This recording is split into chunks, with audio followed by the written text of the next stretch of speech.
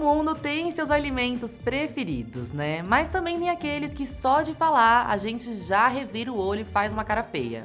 Mas você já parou pra pensar quando foi que seu gosto por uma comida A ou B foi definido? Há boas chances disso ter acontecido lá na infância. A explicação é que nessa fase da vida, a gente costuma adquirir hábitos que se manterão pra sempre. Mas isso não quer dizer que você vai ter sempre um paladar infantil ou algo assim. Ao longo da vida, a gente vai moldando o nosso paladar. Isso quer dizer que a gente pode começar a gostar de um alimento depois que a gente fica mais velho. Foi o meu caso, por exemplo, que eu odiava comer cebola quando eu era mais nova, e eu comecei a comer depois de velha porque minha tia dizia que a Xuxa comia esses alimentos. Por isso que ela era linda.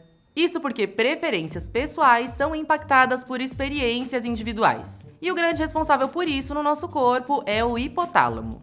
O hipotálamo influencia desde a nossa autosseleção por alguns alimentos e até a resposta do nosso corpo a algumas dietas. Da mesma forma, com o passar dos anos, algumas mudanças fisiológicas também impactam na nossa preferência por alguns alimentos. Quando a gente nasce, por exemplo, o leite materno acaba influenciando na nossa preferência por doces. Mas isso muda ao longo da vida com a diminuição das células sensíveis das papilas gustativas, principalmente em idosos. E por falar nelas, vale dizer que as papilas gustativas não são as principais responsáveis aí por sentir o sabor das coisas, já que o olfato também tem um papel bem importante. Outro fator importante é a exposição frequente ao alimento que a gente não gostava tanto. É daí que vem aquela história que a gente tem que comer pelo menos 15 vezes alguma coisa até a gente começar a se adaptar a ela. Esse número, claro, vai variar de pessoa para pessoa, mas mostra como a repetição é importante para a gente acostumar o nosso paladar. Isso pode ser muito útil para algumas pessoas que querem reeducar a alimentação ou até fazer uma nova dieta. Mas alguns fatores também podem impactar o nosso gosto por alguma coisa.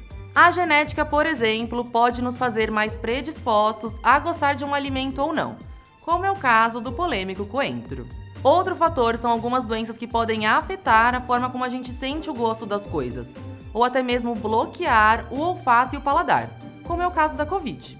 Exemplos de doenças que podem alterar a forma como a gente sente o sabor das coisas são as doenças nasais, como a sinusite crônica, da língua e até a deficiência de vitaminas. Tratamento com remédios, procedimentos como quimioterapia e hábitos como o tabagismo podem atrapalhar ou até alterar a nossa percepção de sabor.